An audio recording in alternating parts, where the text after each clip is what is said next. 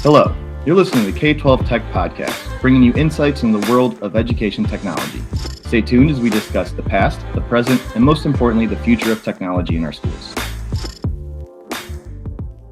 Hello, and thank you once again for joining us for our K-12 Tech Podcast. My name is Sean. I'm your host with my co-host Mike, and today we are joined by Chris Rule CETL, and he is the Director of Information Services with Sublette County School District Number 1 in Wyoming. So he's going to join us from the other side of the country. Hopefully you are too. And then Chris, I'm going to give you some time to introduce yourself, but I want to first thank you for joining us today. Yeah, thank you very much. I'm happy to be here. So I'm Chris Rule. I am a Colorado native, fifth generation Colorado native. Grew up in the Steamboat Springs area, and family kind of homesteaded in that area. Grew up on a ranch, just a lowly ranch kid, right? Working with my hands, and thought that's how I'd be making a living most of my life. Did not like school growing up. Loved learning. Did not like school. And so I was a struggling student through school, not because I was not smart enough, but I think I was bored with the platform. And after school, decided I would take a few college courses at our local community college. Was kind of doing some martial arts things there, and thought, well, I'll improve my knowledge, and found out there was a grant to go to school full time there. Went on and continued schooling at the University of Northern Colorado in Greeley. Got a education in exercise science. Did absolutely nothing with that. Worked my way through college. I was a very non-traditional student. I have 4 girls. I had 4 young girls, infant age girls, while I was in college. So I was a very non-traditional student, and kind of brought that perspective to my learning of, there's got to be something better, and learned about exercise science, and learned that I probably wasn't going to be able to make a good living in that. At the time, I was working at Hewlett Packard, doing kind of some support stuff, and found out about a job in my wife's hometown in Colorado as a technology director for a school. And that was in 1999. It was kind of a new position. Nobody knew what it was. And got the job, kind of defined what the position was, got tied up with some really good other professionals in that area. Continued my career at the director level for a number of different school districts, and finally found myself where I'm at in Pinedale, Wyoming. I've worked primarily with small rural schools. Every school in Wyoming is small and rural. Even our largest district is only 18,000 students. So, you hear some of these tech directors, they're like, well, we have 250,000 students. We are not in that boat. My district serves 1,100 students, K-12. So we are very small, and it's very challenging because technology people in small schools wear a lot of hats. We do a lot of different things. And I think that's why I have enjoyed working technology and education so much, is because I'm not bored. Where I was bored in school and I didn't feel like I was challenged or appropriately challenged, now I'm sometimes feel like I'm over challenged. I have too much on my plate, but it's exciting, and I know there's a purpose.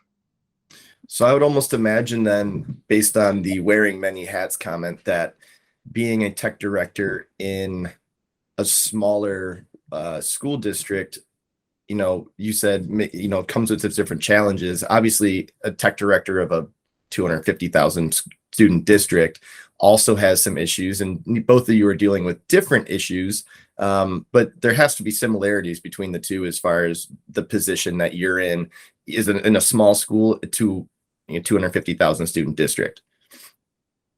Absolutely. I would say it's very similar. That was one of the things that kind of struck me when I was studying for my CETL certification, was that, that certification is very geared toward the IT director or the CTO or whatever that title is in education. And as I was looking at the requirements and, the things that would be covered on the exam, it was obvious that it was kind of universal across the whole spectrum.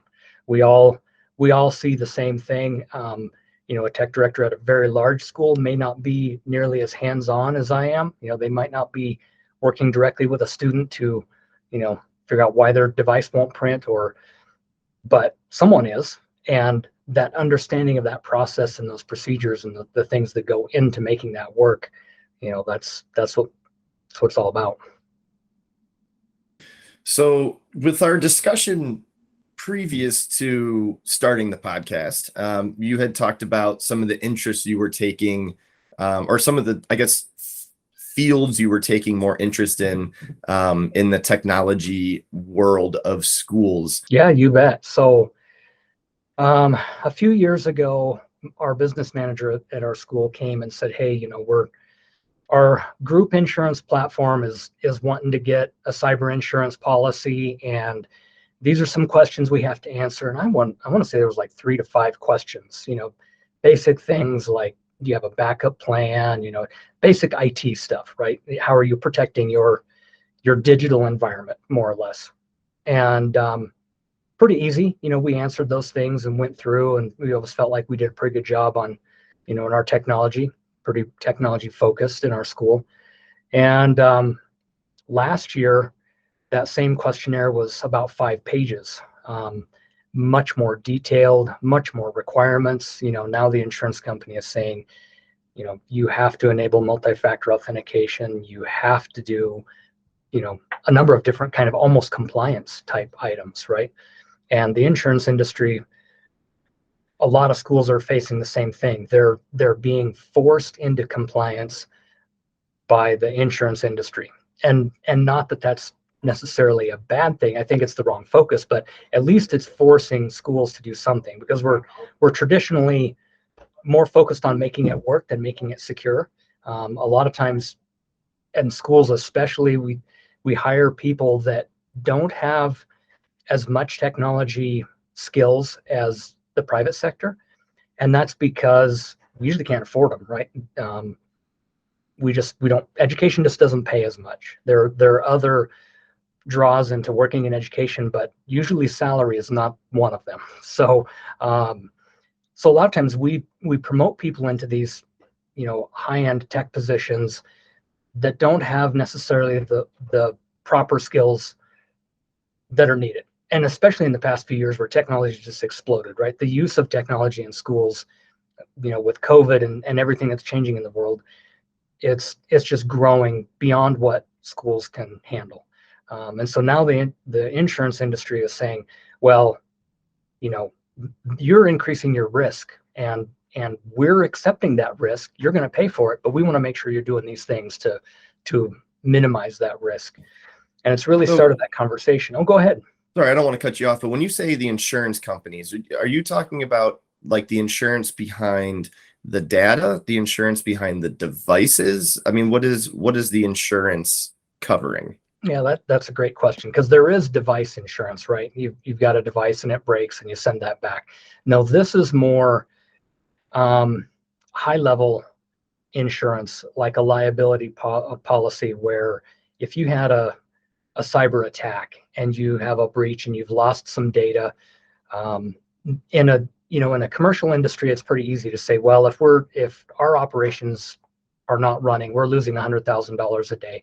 Education is different. The things that we protect are, we're not making money on a daily basis. We're just producing kids, but we still have to protect that data. So this is a liability of schools are a big target, depending upon what study you read.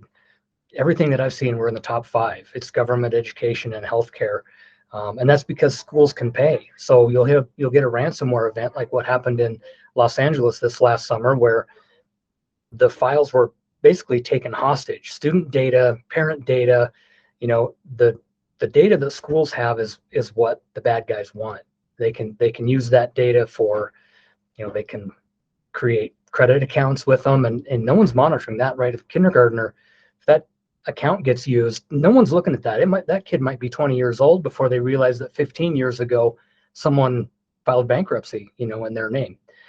So it's a valued target, and the insurance companies know that, right? So they know, hey, we want to help protect the schools, and we're going to give you a policy that maybe will pay, maybe you have a $10,000 deductible, and we'll pay up to $500,000 in in claims over that, whatever that might be. And that's something that all schools are kind of facing. Cyber insurance, I don't think, is required, but insurance companies are kind of adding that component in to other policies. So if you want to continue with this policy that you have that maybe covers, your property liability, you're going to include this cyber liability also. And for just being a small school, it was a challenge for us to fill that out. And we found that there were a number of things we were kind of not compliant with.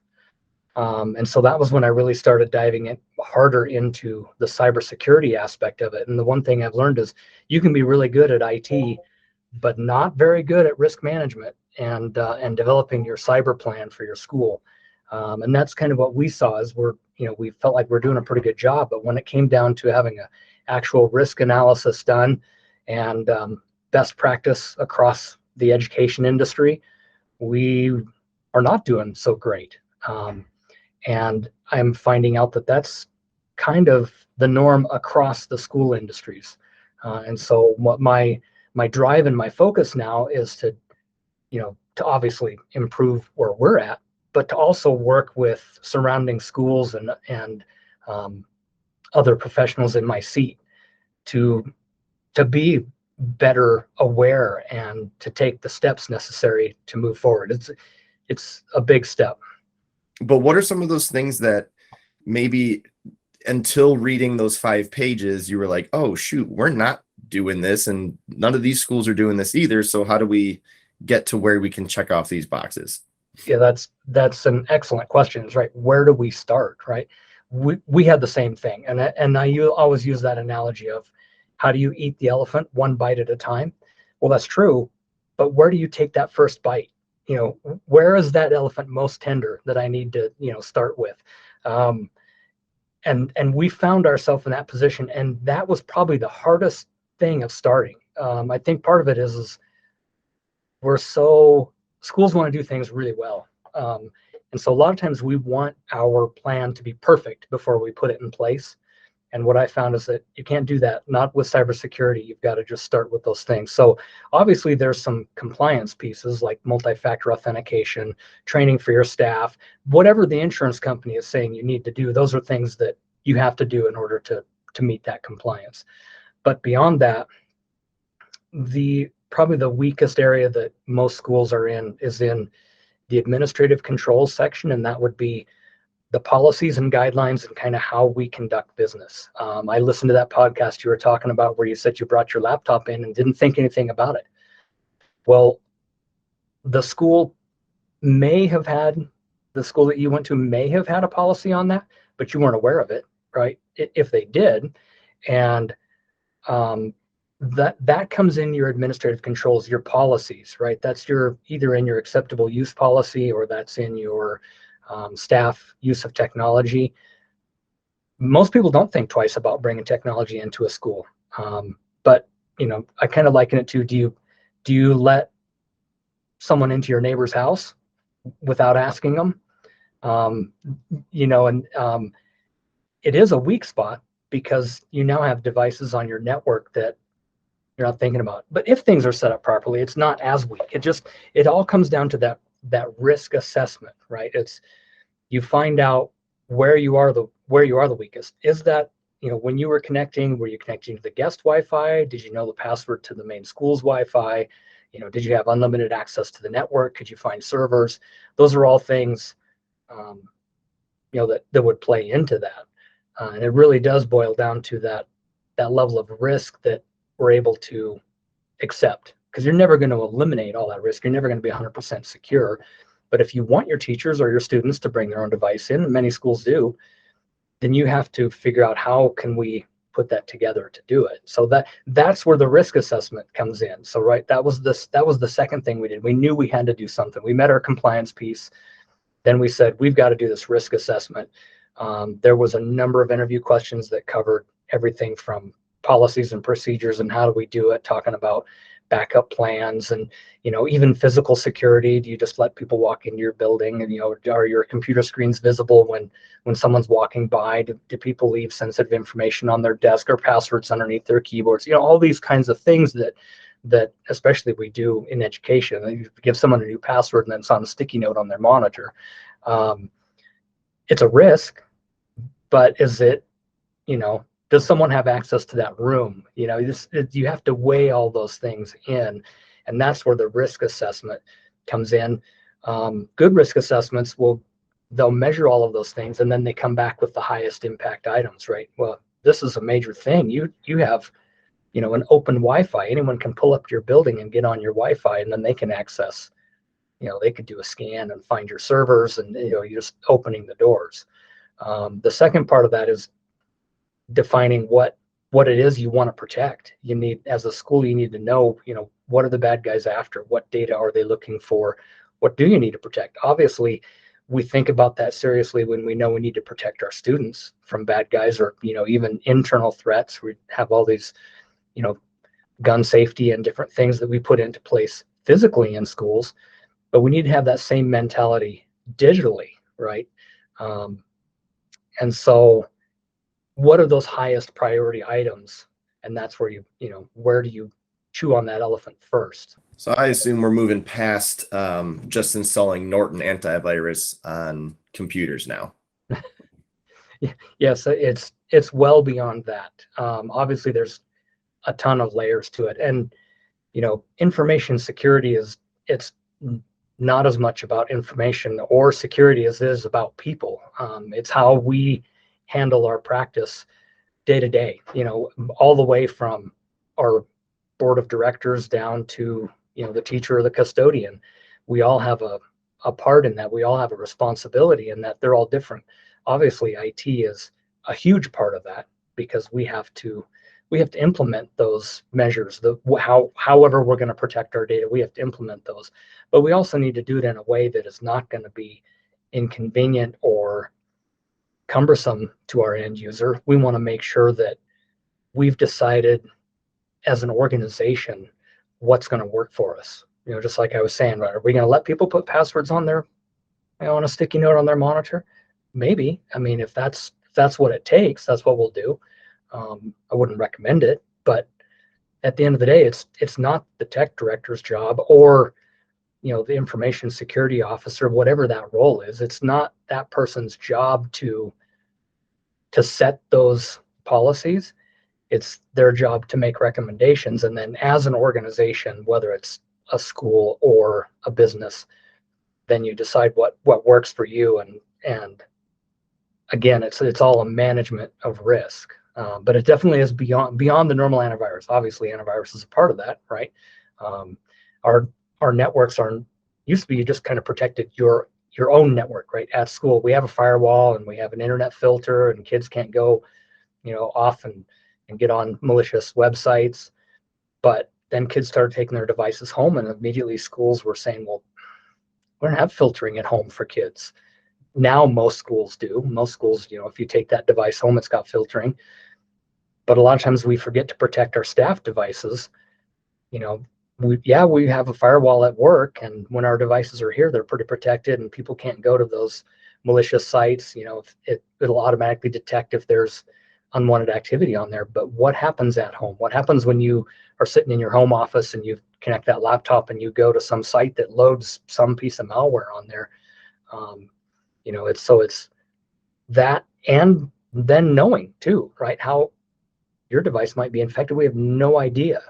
It's a big challenge for everybody, but especially schools, because that's not our primary focus, right? And our primary focus is to teach kids and to move them on out into the world to be successful adults. Yeah, for sure. And you had mentioned, devices being taken out of the school, and for still protecting those devices, making sure that there's still controls on those devices when they are connected to a home network. But I think now there's also so many devices coming into the schools, whether or not the kids are provided with a Chromebook or laptop, whatever. But you also have smartphones, you have watches that can connect to Wi-Fi, there's calculators that connect to Wi-Fi. So there's all these different devices. I mean, so does the security that you implement with that network, does it also meet the standards that those devices that can also connect to the network, and potentially bring something bad into the school? Does it work with those types of devices too, or really just like computers? No, I think you have to think about all of those things, right? It's that IoT, the Internet of Things, right? The last report I saw said there was like 4 billion IoT devices in the world. It's a large number. And we always consider that our kids have at least 2 devices, the school assigned device and a phone, right? Like you said, most kids now have a smartwatch. It's either connecting, to their phone or to the network. What we've done to kind of control that is we have a guest network. Obviously, we have people that come in, even subs that come into our school all the time, guest speakers, whatever. Our guest network is completely isolated from our main network. It's more like what you would get if you went to a Starbucks or McDonald's and got on their Wi-Fi, right? It's just internet access. It's not going to give them the ability to print on our network. They could join their computer, their school computer to it, and they'll be able to do all the things they could do on the internet, but they can't do maybe some of those special things that they could just on our network. We have to really control our network, the one that is the higher risk, right? That has those crown jewels. It has our data that we don't want people to get to, because students are also a risk in school. Some students, they just don't want to be here, right? So they would rather disrupt service, right? They're not motivated by money. They're motivated by not wanting to take a state assessment. and they'll work day and night to try to figure out a way around the filter, or to just sometimes cause headaches. Usually when we have those students, I try to get those students helping me. I try to get those students in the tech department and working for us. Get them on your side, because they're out there, they have the talent, and they have more time to spend on it than we do. It's amazing how much time kids will spend researching things and learning things to get out of researching things and learning things in school. Absolutely. Wild. Okay, so I guess you've clearly been looking a lot into all of this. What was like one main thing you did to like bring some lockdown to the security at your district? I don't know if necessarily lockdown is the main thing. I can tell you, at least in our school, our biggest, our greatest weakness was that we were not able to detect when something bad was necessarily happening.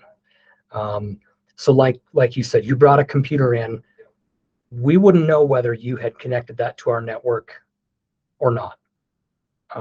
It was just something that would slip under the radar.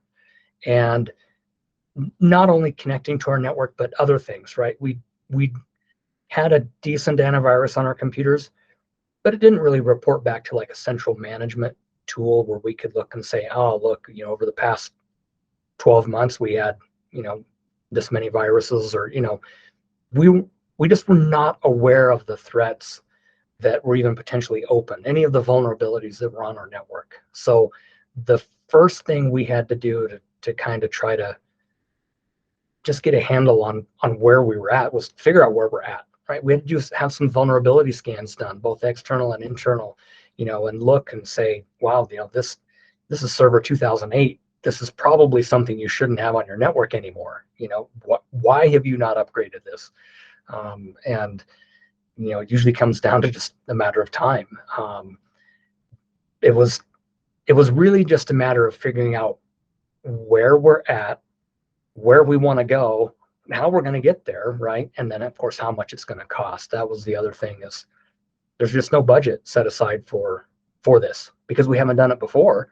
And probably one of the most challenging things was getting our board and our administration to see the need. A lot of people were just like, we're small, we're a small school in Wyoming. Why would we? No one's going to be attacking us. They're going after Los Angeles. They're not going to be attacking us. And that's not necessarily true. It's awareness, and not only awareness of what we've got, but awareness in the sense that people need to be aware that there is an issue and it needs to be addressed now. And you don't have to do it perfectly, but you have to do something and figure out what are those highest impact items for your environment and work on it. And we do this at home, right? Do I need to lock my door when I leave? Maybe not today. Everyone's, I don't know. I don't know but everyone's going through those decisions in their mind on every aspect of life. I need to cross the street. Do I go down to the light, or do I just run across here? That's a risk assessment. We need to get more in the practice and education of thinking about risk and impact on all of our decisions, especially when technology is growing as quickly as it is. Yeah, and I think that's a good point. And it is one of those things where people look at a school. I mean, it's educational institute. They're there to learn. That this is what schools are for: learning, learning, learning, learning. Sports, learning, learning, learning. But there is that aspect of, all right, well, we're doing all this learning. We also have enrolled our students with their social security numbers and every other little bit of information. You probably link some sort of account to their lunch cards. There's all these things that are saved within the network, that if they are accessed, even HIPAA violations with any healthcare kind of stuff for the students' information, and it's definitely something that you don't want the public to get to. Big schools or small schools, you definitely need to protect. And the whole point of the school is to protect the children, right? It's to protect them and enrich them with information and send them out into the world, and hopefully they do good things. Yes, that's exactly it. And that's a really good point, is that parents trust schools that they're protecting their kids. And that was what I tried to convey to our board, is that, these are some risks that we have. These are some things we need to address. And it's going to strengthen that relationship we have with the community, because the schools definitely impact almost everyone in the community. They need to know that we take it serious and that we're doing what we need to. They're seeing the same things on the news that we're seeing. Hey, Des Moines school was hacked, and as a parent, you've got to be wondering, what is my school doing to take care of that? And they're just trusting that we are, right. It's and even beyond that, the administration in the school is trusting the tech department is doing it. The tech department might not be doing anything, in regards to that. I heard the analogy that it's kind of the spare tire. You've got to have a backup plan. If someone goes on a ride with you and you get a flat tire, if you're the driver, they assume that you have taken care of that, right? You made sure you had enough gas and that you've got a spare tire and it's aired up and things are ready to go. That's how schools treat technology, is that the tech department is supposed to take care of that. A lot of times we falsely assume that that's happening, because it probably isn't, at least not to the extent that it needs to be. There's a lot of questions that need to be asked. The boards need to be aware. I guess one of the main things that, if anyone was to take anything away from this, is in a school district, who's ultimately responsible if there is a data breach, if there's a ransomware event or something happens, who's responsible for that? Is that the IT director? If the incident happened at a high school, is it the principal of the high school?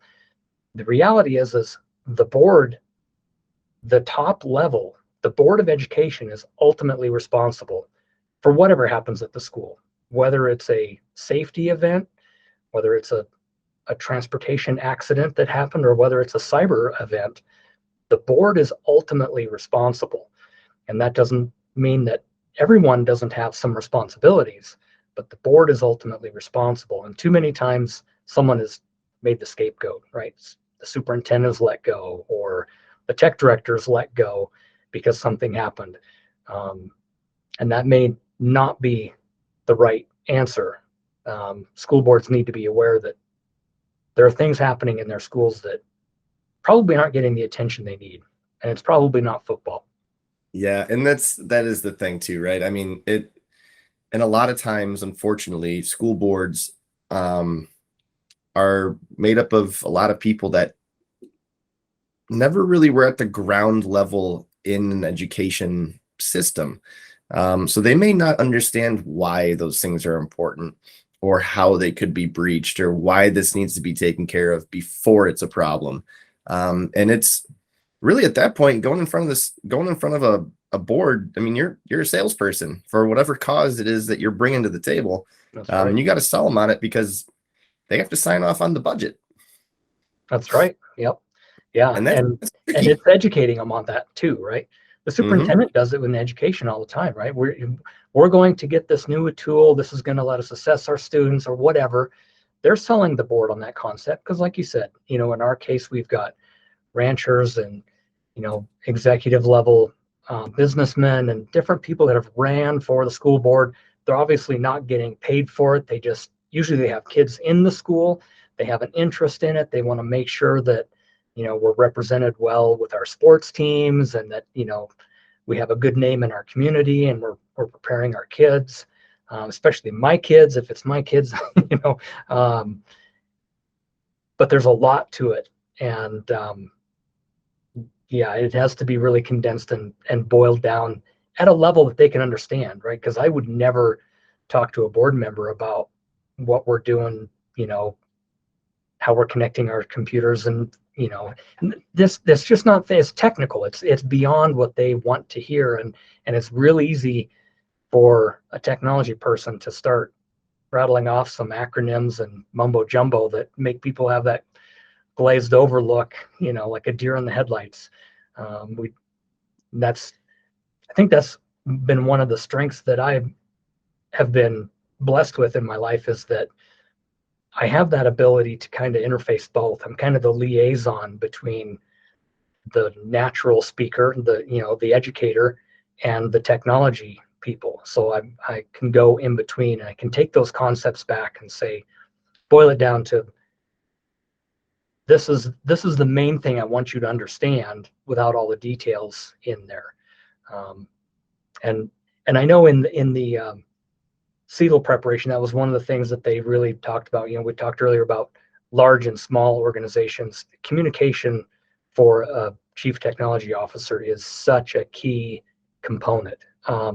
Being able to be personable and likable, and being able to talk to a teacher or a board member or a community member. And it's not always in a school setting. People catch you in the grocery store, they'll catch you at different functions, and being able to represent your school well and convey those ideas and the theories and things that you're working on. It's such a key component. It's no small task. Am I wrong, Chris? It's definitely not a small task. It's a hard job. But it's rewarding at the same time. I think having those relationships and feeling like at the end of the day that you are making a difference, that people value your position, they value what you're doing, and that you have their best interest in mind. It's different than working in the corporate world. When I worked at Hewlett Packard, I didn't really particularly care about our mission, as a whole.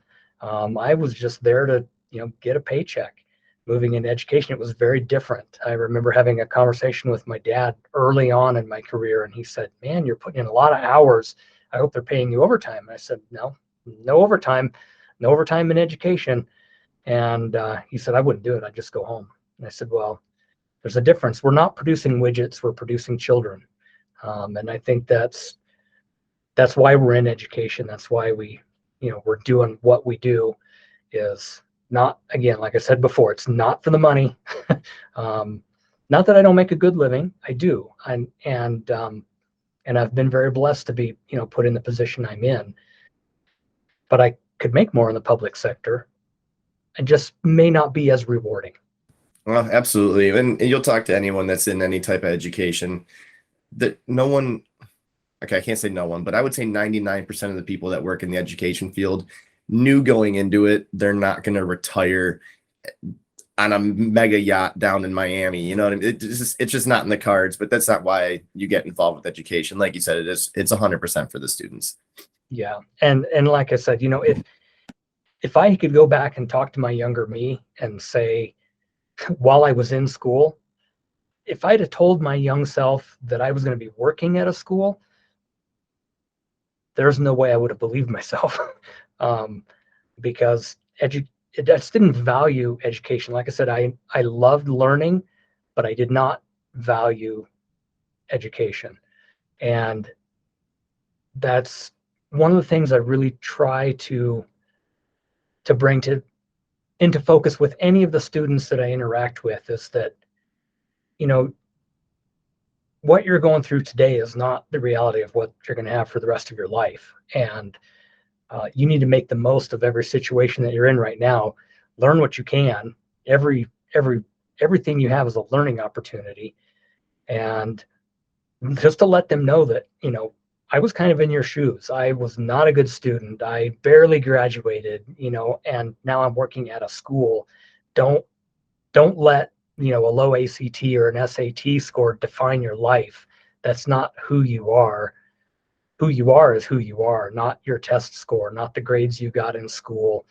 Um, you know, it, it's hard to convey that to some kids, and that's where I was saying I try to capture those kids that seem like they have that tech aptitude, because those are the ones that are bored, right? They're sitting in algebra class and they're not wanting to learn how to do a quadratic equation. They're wanting to learn how to bypass the filter so they can go play, some snake game or something. And if I can get them and just impress upon them that, hey, make it through. You've got to get it through high school. And, if people are not valuing you, if teachers are saying you're not going to amount to anything, don't believe them, because it's not where you are. Yep, absolutely. And hey, find the kids that find the holes, and then get those kids to fill the holes, and no more holes. Yeah. And it's amazing. You would think that those kids would be very anti-authority. And maybe I don't come off as an authority figure to them when I talk to them, but more times than not, I can just ask them, hey, a simple question: do people know the wireless password?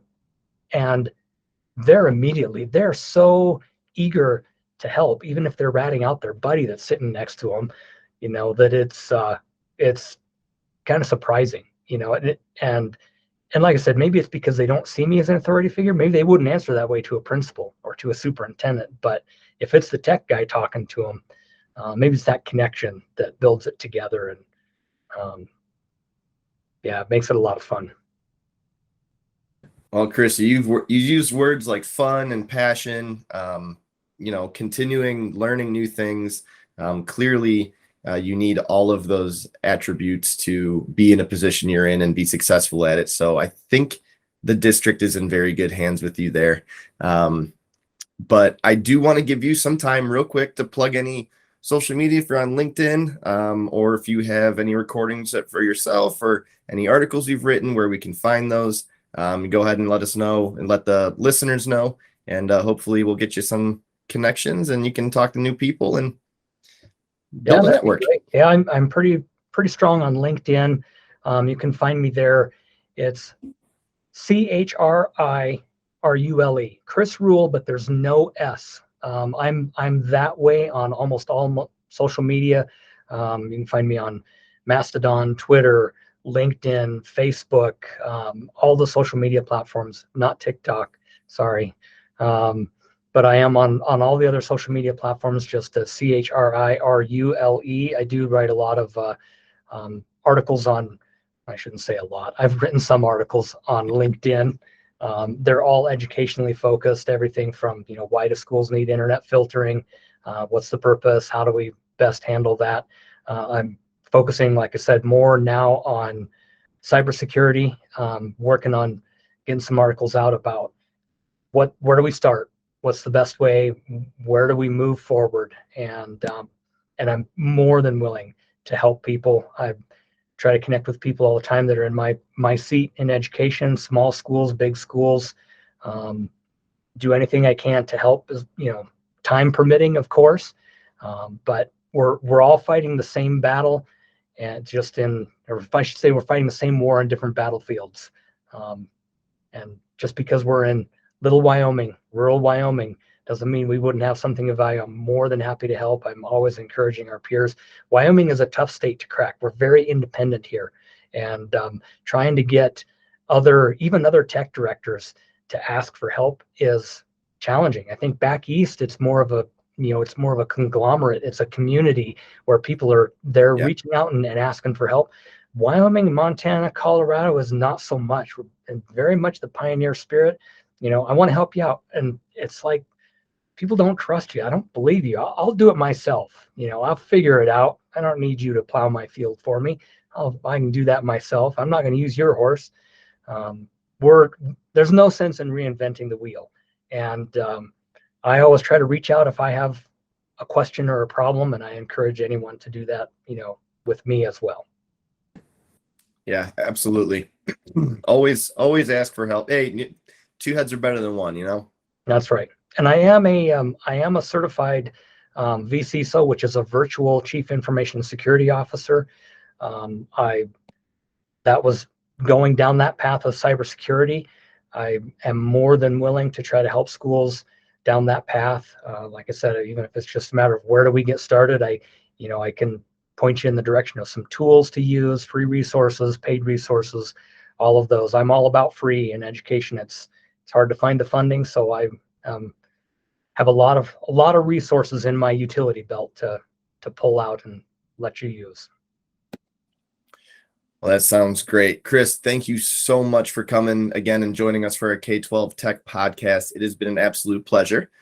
To all of our listeners, please like and subscribe if you would like to be a guest on our next podcast, or if you have a topic of interest you'd like to request.